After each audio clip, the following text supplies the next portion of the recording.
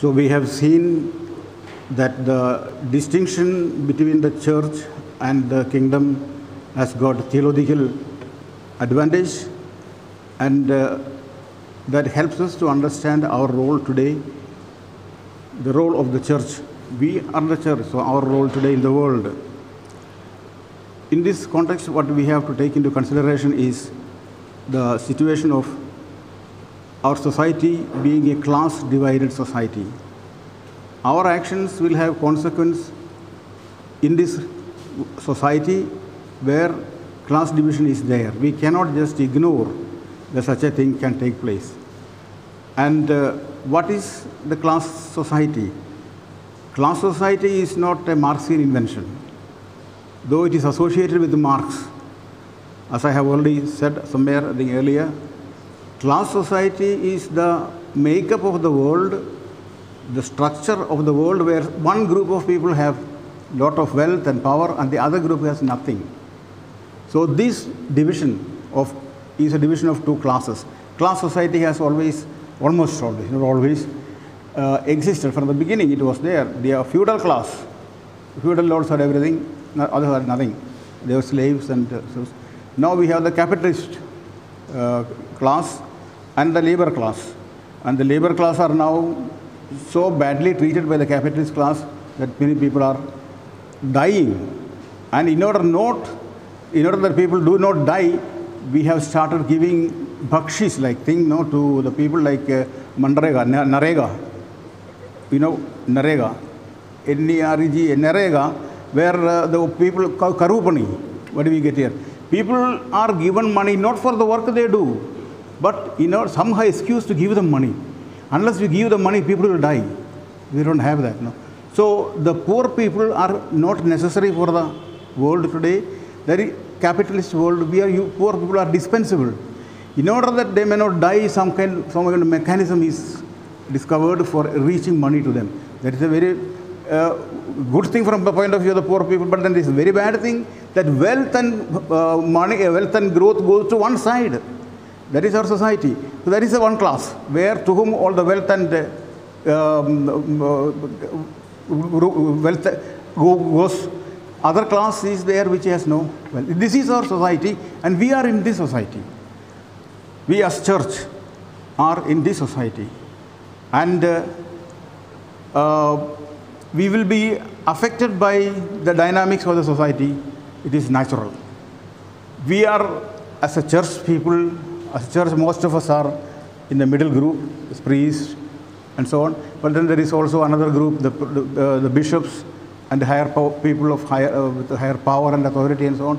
They belong to the owners of wealth and power. They also belong to the owner of wealth and power.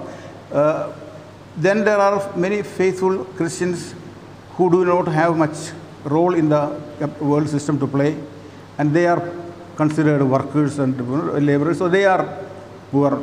So church is scattered over the whole spectrum of class society. So church is influenced by the class society, the class division of society. And when class division affects the motivation of the church, it can have opposite consequences. If it is the class motivation of the upper class, or if it is the class motivation of the lower class. The upper class have the motivation of increasing the wealth, and they have made a structure for increasing the wealth. And now they don't have to bother about anything. The structure will do the work. Like we have got the whole water that is collected on the roof will be going to our tank there. A structure has been made. Every day, nobody needs to go there and put water there. Water automatically goes. You can make a structure, and everything will go according to the structure. Structure is what is important in this kind of situation. So the capitalist structure has come. It is there, based on the ownership, private ownership of the means of production. I hope you know the terms. Private ownership of the means of production. So any amount of wealth you can have if you have got the means of production in your hand. And if it produces, you can amass any wealth.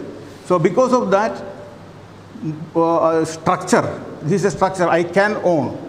If I have some factories and if I have some source of wealth, ownership of the means of production, wealth will be going to my pocket, into my bank. I need not do anything. So the rich man is not rich because of his hard work. That is a misunderstanding that people who do not have analysis have. Structure is what determines the functioning of society. Functioning of society is determined by the structure. Supposing you have a hill here and a valley there in cultivation. Whatever rain falls on the hill will go automatically to the valley. The structure is that. In the valley, rain need not come at all. Rain comes on the top, but all the water goes there. And we cannot cultivate rice on the hill. Not because there is no rain, but because everything goes there. Nobody does it, but the structure does it. So today's structure, and our rich people have begun to feel the prick of conscience. 800 children are dying per day. They know it. Per day because of hunger. And the whole world shows the flow of money towards those who have wealth. So this structure is identified with the capitalist system. In the system, as long as the system continues, the rich people will grow richer and richer. And as I said, the rich people are become aware of it, and they are giving big donations to the poor. Bill Gates started giving the major part of his wealth for the sake of the poor, starting a fund and then doing charities and services in the world. Others have followed him. They know that even if they don't do anything, money will come. Bill Gates knows. Money will come to him. He need not do anything. What he now does is nothing connected with the income that he is getting. He is forever concerned about distributing wealth. But money is coming to him all the same. So our saying that the lazy people are poor because of their laziness is not true. Laziest people are the richest people who have the system and the structure functioning for them. They can drink any amount and go around, so drinking will not make them poor. Only a poor man drinks, he will become poor, or else a middle class man. So all our wisdom sayings of many of our society is simply foolish. All these wisdom kind of statements, are influenced by the structures today. To keep the structure in order, maintenance of the status quo. So church also sometimes plays this role of the wise sayings. The church has got the wisdom book of life, how to order your life. So we priests are explaining the Bible, how we should live, and how will we explain to people that they should live in a kind of a situation of this class division. Automatically, it is for the peace of society, and our sermons will be on the side of the maintenance of the status quo, naturally. About this, we have to be aware. We have no consciousness and no awareness about it. The church has the thinking that we are doing for the good of the church and good of the world, and I preach. But the consequence of my preaching is good for the upper class, or that class. So the church in a class society is in a very difficult situation. It is something which one has to be careful about, one has to be conscious about. If we want to preach the message of the kingdom, then we cannot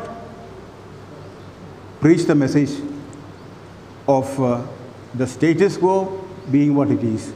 The status quo which makes the poor poorer, the rich richer. We cannot preach the mission of status quo. But then we all preach without knowing. We are maintaining the status quo. Therefore, ideology critic. We have to be critical about our own ideology. What are the ideas that we have about the development?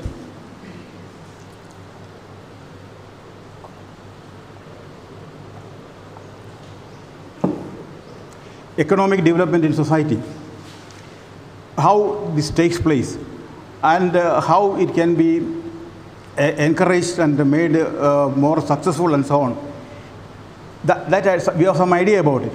That idea, though it is in the depth of our consciousness, it works out, it comes out in our words, in our sermons, in every, the language you use, it comes out.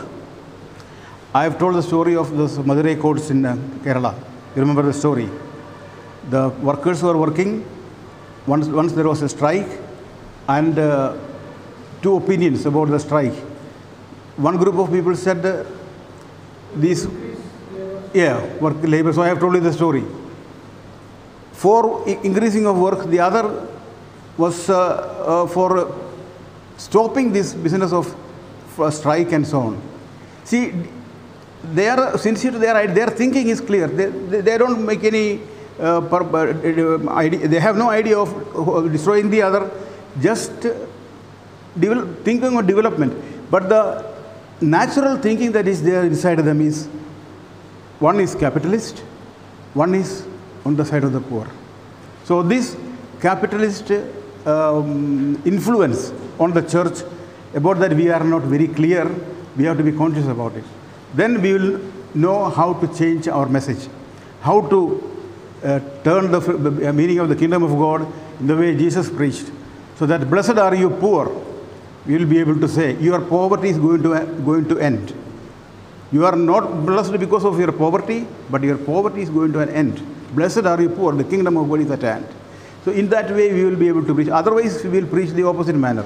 So church has to be conscious of being in a class divided society.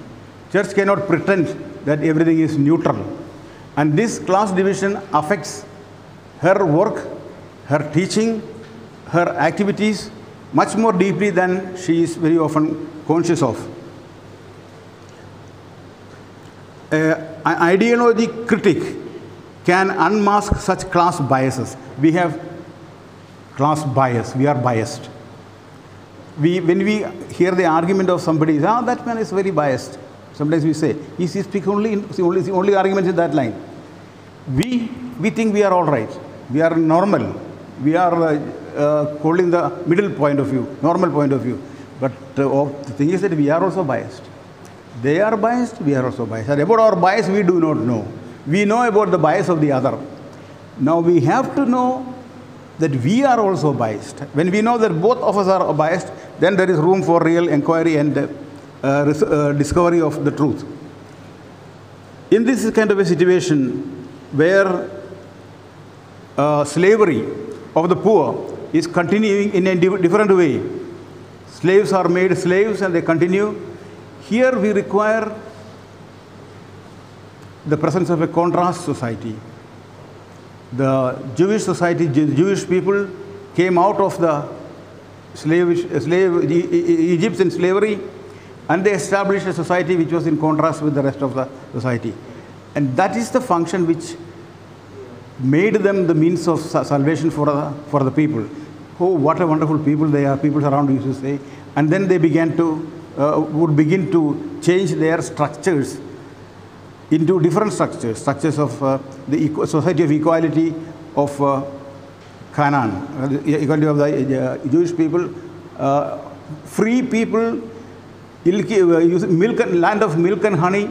So in every way they are blessed, and their blessing is being glorified by others. Their structure will be repeated in different places. Then the structure of equality, structure of salvation, the structure of milk and honey, let's put it that way, will extend to the world. So for that, this contrast society. What is the meaning of contrast society?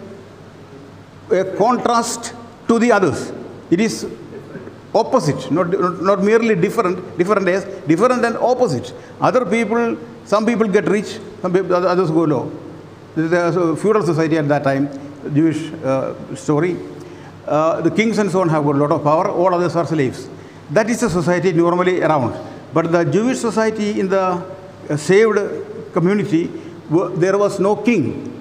So there was no authority, there was no one who is holding the position of the man with the power. Of course, some power, of course, is required. But then the only power, authoritarian, totalitarian power, nobody. And people were equal, more or less. Their affairs were controlled by the judges. So the book of Judges. Please read the book of Judges. That was the means of salvation, let us say, for the rest of society. But the Israelites rebelled against that type of. They wanted to have a king. Then God gave them a king. Before that, they told, prophets told, if you have a king, the king will take away all your girl children and make them put them in harem. All the young men will be taken and made them soldiers, and they'll be fighting. So it is not good, but people wanted, so they had. So the contrast society which the Israelis were ceased to be a contrast society, and the situation, the history is continuing. Now we have reached the present stage when the feudalism is now over. We have now capitalism, and capitalism, globalized capitalism. In this world, the church has to exercise her ideology critique. Are we on the side of the global powers, the people who want to conserve, the conservatives? Conservatives want to preserve whatever is there. Whom does it help when the present situation is preserved and continues? The status quo continues. Who will benefit from that? The rich. The situation favors the rich. So conservatives are the party of the rich. And the others are called progressives. They want the society to progress in such a way that the poor people are no more hungry and dying. They also get the wealth of the country according to their share. So they want a progressive change, a transformation they want. Where is the church placed? On what side is the church? There is a question that we have to ask. With the present Pope, the church is on the side of the poor. But the American church, for example, is strongly on the side of the conservatives. And so much so they hate the Pope. Catholics hate the Pope. And where the conservatism is very strong, more people are becoming pious and more vocation is coming up. More and more church is flourishing. So what kind of church is that? It is a church which is made compromise with the existing system for status quo. But then the ability to have an ideology critique, once in a way to look at what is happening because of the influence of the church, it is required. I wanted to be, as a young man, study sociology for the purpose of examining the effect of the work of the church in society. Church has been functioning in society. What is the impact? I wanted to study sociologically, but then I did not get a chance to study sociology, and then it is, of course, now I know what it is. The impact that is there is for the, if you don't ask a question, it is automatically and naturally for the status quo. And so we have to look into ourselves and change in order to be really on the side of the poor. And being on the side of the poor precisely means this. Church has got a duty to display in an evil age of self-seeking, pride, animosity, and so on, that the world is going, having the wrong type of values. It is a fellowship of the kingdom of God and an age to come that the church is witnessing. This display is an essential element in the witness of the church to the kingdom of God. So the negative values, we have to show it out, to expose. Then the positive values of the kingdom of God, that also we have to show. We know that that God's kingdom is present, even if the hoped for future drags on and seems not to come. So we feel sometimes Jesus preached the kingdom of God and it has not yet come. So it seems to be dragging on. So the kingdom is present already in the world. That is one point that we have to accept. Not only that, even if the hoped for future drags on and seems not to come, the choice of living for the kingdom is meaningful. It is not wrong. The kingdom releases energy that affect the course of history deeply and in an often unintended ways. In this way, church can bring about a change, and we should have the hope. We means those of us who have made an ideology critique. Only then we will be able to function in this way. If we don't make an ideological critique of our own functioning, the impact of our own preaching on society, then we will be automatically conservatives. Conservatives preserving the situation of injustice and inhumanity And church will be on the side of inhumanity and injustice. Unfortunate. Is there a situation now, we have to ask ourselves, at least in our case, when we begin to preach the work, we must make sure that our preaching is not going to continue the status quo. The benefit of the status quo is not there. We must deliberately make an effort. The theological implications of what we have seen. First, in the context of the church and her relationship to the world, it shows how the work for justice and liberation inside and outside of the church is intrinsically linked with the kingdom now, since the ultimate goal of the kingdom is the transformation of all reality. So work for justice, work for equality, work for a new world, that is part of the work of the church. It is intrinsically linked with the kingdom present. So that becomes evident. Since the ultimate goal is the coming of the fullness of the kingdom in the future. Second, an interreligious dialogue. The kingdom symbol furnishes the theologian with a broader perspective to enter into dialogue with other traditions. So this is also the benefit, one of the theological advantage. The interreligious dialogue and friendship with other religions is something made possible. It's made something possible. Previous understanding, interreligious dialogue was not possible. And we used to be always hitting hard the other religions and making them to turn to be converted. And they all keep within themselves a grudge against us. And in India, that grudge has gone so big in the last 1 century that Hindutva people have come. And so we don't have to wonder now that there is fundamental opposition against Christianity among some people. We have humiliated them. We have declared them children of devil. And we have in this way gone against peace in the world because of our lack of understanding of the kingdom of God being larger than the Catholic Church. So the work for justice and liberation inside the church is part of of our work. Also interreligious dialogue.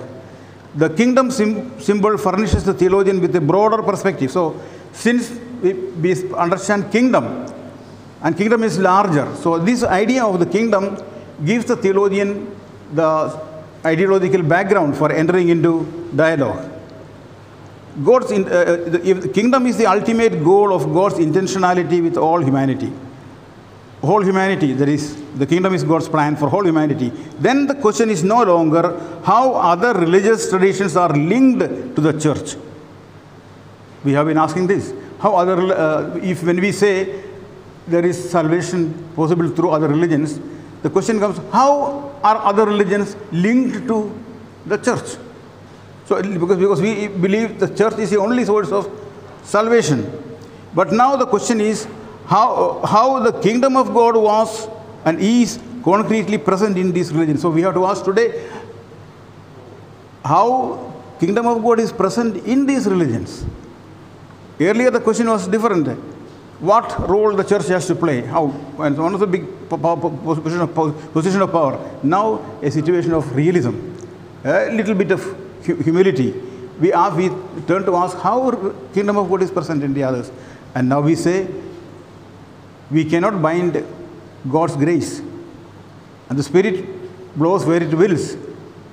Who are we to say Spirit should be there only in the church?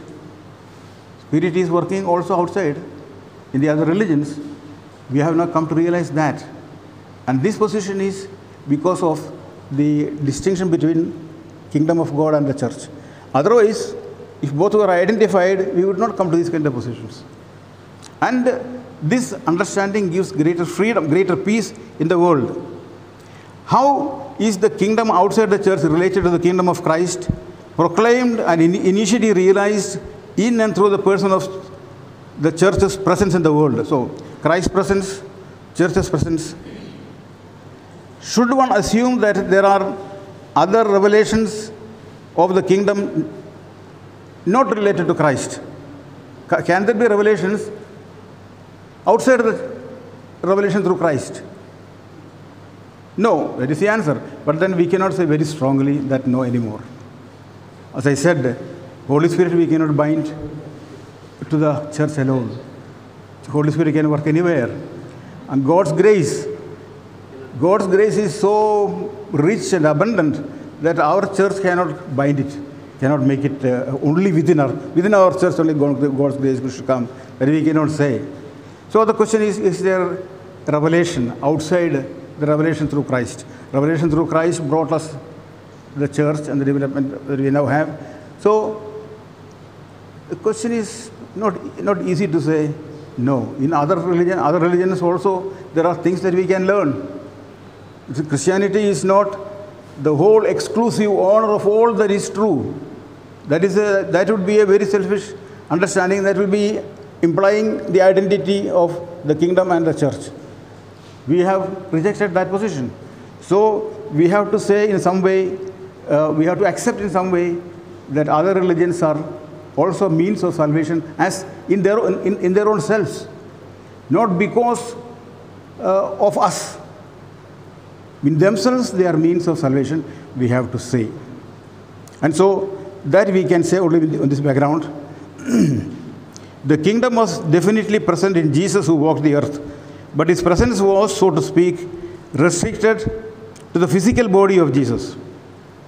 But his death and resurrection has released him from this limitation. The kingdom he had promised, as having arrived with him, is now on a new dimension. It embraces the whole creation. So we have to say that.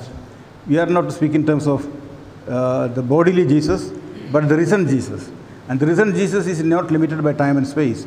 So we have to say the whole of creation is involved in the work of salvation.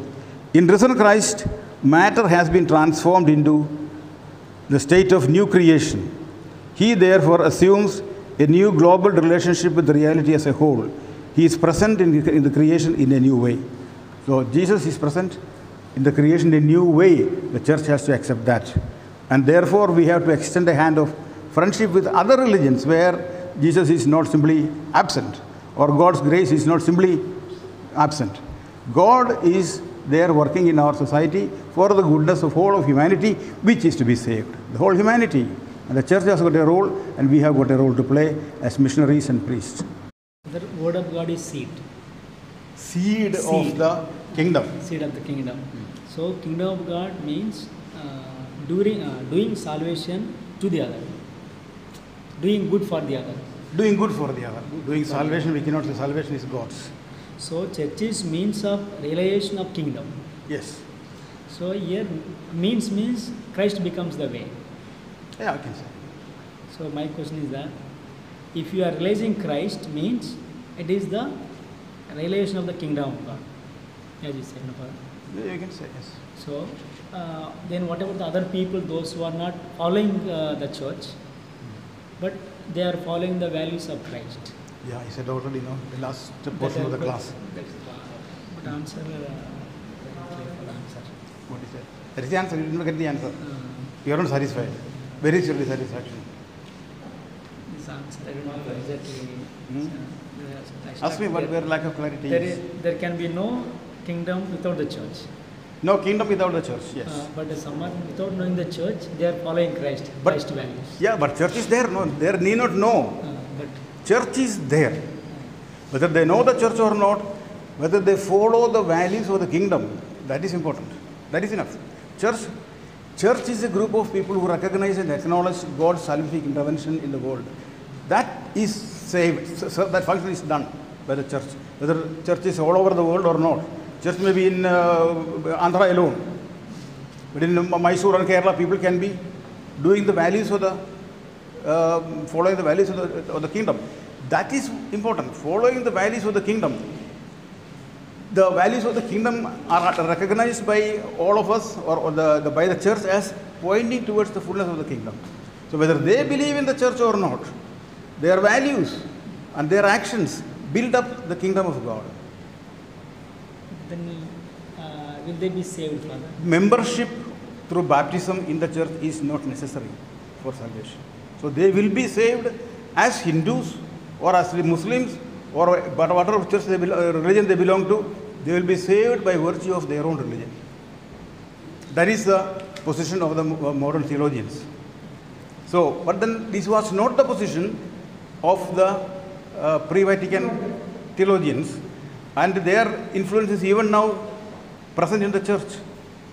And many find it easy to believe, and Protestants are literally believing that if you are not a member of the disciples of Christ, you are damned. They literally believe this. So baptism is for them a means of salvation. But nowhere in the Bible says baptism is necessary for salvation. What is required for salvation is faith. If we have faith, even if you don't have baptism, you are saved. What do you do when you have faith? Faith, as I explained to you in the first year. I try to follow Christ. When you have faith, it means relationship with Christ.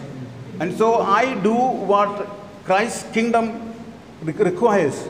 I do what Christ's kingdom requires. That is faith in Christ, relationship. When I do that, I cannot be excluded by the benefit of the kingdom. If I work for the kingdom, I am inside the kingdom. There is no need of worry, are you inside the kingdom or not? Kingdom is made because of my cooperation with God. So even outside, we can have salvation. Baptism is not necessary for salvation.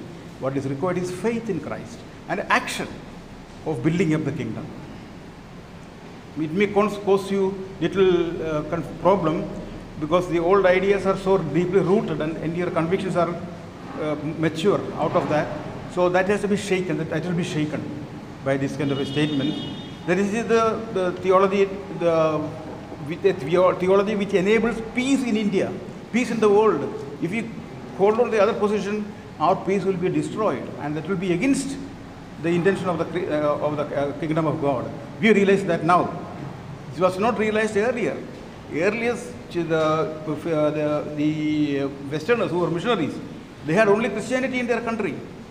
So they thought Christianity is necessary. All those who are not Christians are condemned, damned. So they could think at that way because they knew no other religion. But we in India, we know other religions, other peoples, Hindus, Muslims, Gandhi, Rabindranath Tagore, or the other great people. Can you think that they will go to hell because they didn't receive baptism? I thought God is more merciful than my understanding. I am not merciful, but God is merciful. Don't stop God's mercy. Don't make God to be unjust and unmerciful God. So we have to become friendly with these ideas, only slowly. Otherwise, our preaching will automatically go in the other pre-Vatican way. We have to make sure that we have an understanding of the Bible as according to our present standard. In that case, how can you use the 7 sacraments we have? How can you use in the present situation for the building of the kingdom of God? How can you use these 7 sacraments? 7 sacraments are means of celebrating life in the kingdom. So we are not using sacrament for furthering the kingdom. We have to work for the kingdom. You celebrate the kingdom here in the chapel, let's say, Eucharist. You celebrate the kingdom. You go out and work with the ordinary people on a secular level for the development of the world and the establishment of the kingdom in that situation. So don't identify yourself simply as a worker of sacrament. That is the old idea. Priest means a very high idea of priest. Priest means wonderful.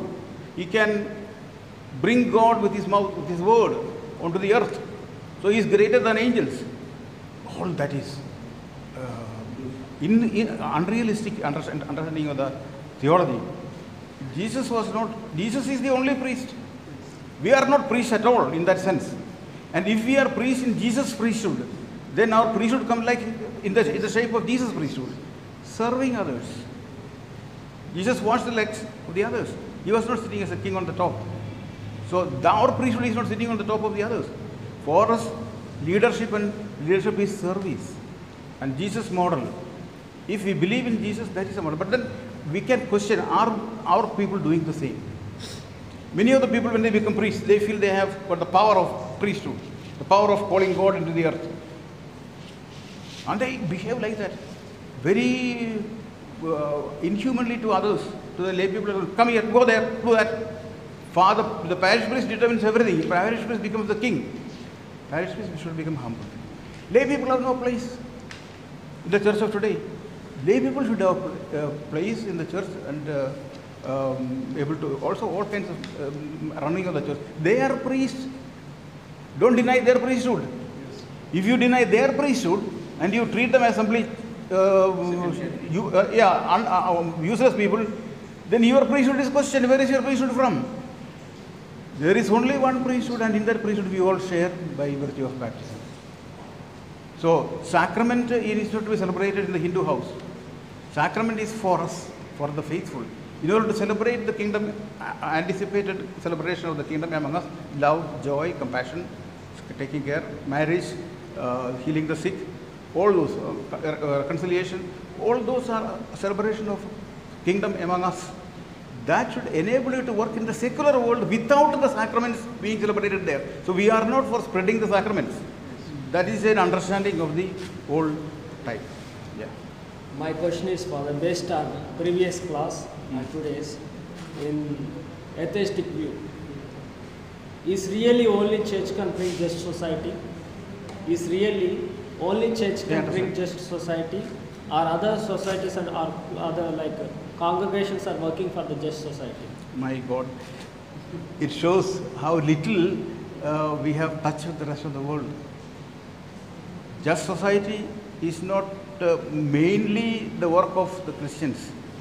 There are other agents who are working for just society. We look from far and say, oh, they are doing, which we should be doing. Let us begin to do. That is what we are now doing. We are trying to catch up. We have not been an instrument of salvation for the world, an instrument of development and liberation and so on. We have not been so. Until a few hundred years ago, with the liberation theology and so on, strictly involved in the world. Until then, church was part of the upper class, the owning class, the status quo people. Our church was preserving the status quo of injustice and corruption in the world. Our church began to be on the side of the poor only since a few years. Now, Pope Francis shows that even the big institution, the head of the institution can be on the side of the poor. But the institution as such is not changed because Francis is sitting on the top. He is sitting on the top. But the institution itself, the whole church as an institution, is very much aligned with the interests of the house, interests of the owners of wealth. So the church is already in solidarity with the rich, but we should be in solidarity with the poor. We know that. But we are in solidarity with the rich. The structure of the church is like that. Even though the Pope is sitting on the top, he has not been able to change much. And Pope is most hated man in the world because he says all this. All the Americans, what Pope is saying, he is becoming communist and so on. Pope never spoke of communism. By the way, communism, the word communism is community. Church defines itself as a community. We should be in that way communists. Church is not communist. I mean, in the right sense. Communion with the Trinity. I will speak again, we'll come to that. Communion with the Trinity is supposed to be our work. Then we are communists. That communist not in the sense of the party Communist Party, which made many people martyrs, which killed so many people and so on. I'm not speaking about that party at all. The word communist. Okay. But he said church cannot be identified with the kingdom, but church is the sign, church is the instrument, and church is the presence of the kingdom of God. Yeah. Can you explain for how it is? I did not understand the complication. Church is the sign. That's okay, I understood. Yes, that's okay. Then where is the contradiction? Now, is there the sign and instrument and presence both are equal or any difference? All same. Church is a sign, instrument, and what? Presence. Presence of the kingdom. Initial presence of the kingdom. Church. So, where church is there, the kingdom is already begun. Church's function is to present Jesus. Present the life of Jesus today. Bear witness to Jesus and allow Jesus to be the king of the world. The king in the when that happens, there will be kingdom of God, love. So we are servants of the kingdom. And when we are servants of the kingdom, we are sign of the kingdom, we are the presence of the kingdom in the world. It is there. Catholic Church, for example, the congregation, the religious congregations today, they are all actually socialist or communist type of structures. They are not in the sense of non-atheist. Everything is possessed in common.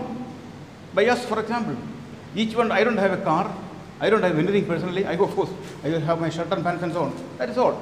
In the past, we used to say, my pants, I would not say, our pants, I would say. Because it is commonly possessed by all, and I am using it, that's all. So, religious congregations and religious life is actually a protest against the existing capitalist oppression and so on. We are a prophetic movement. And that has been in the beginning. The Benedictines and the Augustinians and so on, they were a protest movement, prophetic movement. And church is prophetic. Jesus is priest, prophet, and king. So don't speak of only Jesus as priesthood. Prophetism of Jesus. How are we performing the prophetism of Jesus? We share in the prophetism. Some people exclusively understand themselves as participating in the priesthood of Christ. Wonderful. Be also prophet. Yes? Okay.